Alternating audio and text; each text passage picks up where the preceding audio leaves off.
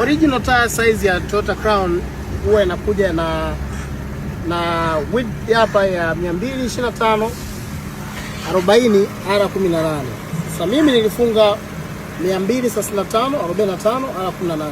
Hii 235 ni distance kutoka hapa mpaka hapa, ambayo inavyokuwa inaongezeka hii distance ndivyo ambavyo stability ya gari inaongezeka, lakini inakuja at the price of increasing rolling resistance. Rolling resistance ni nini?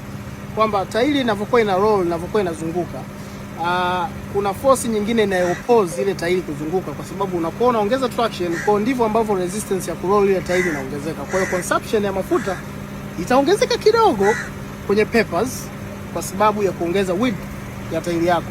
The aspect ratio ni au hii namba ya katikati ni hii nyama hapa, kwamba distance kutoka hapa hadi hapa. Umeona hii aspect ratio.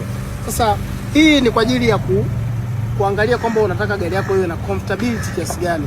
Kama ikiwa ni nyembamba sana, tunasema low profile, inakuwa haina comfortability. Unaweza ukapiga jiwe hata limu ikapinda kwa sababu hii nyama inakuwa iko kidogo sana.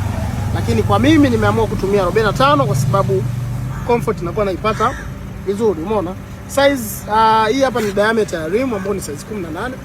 Lakini kuna watu ambao wanaweka size 20 na hapa anapunguza profile, inakuwa ni nyembamba sana.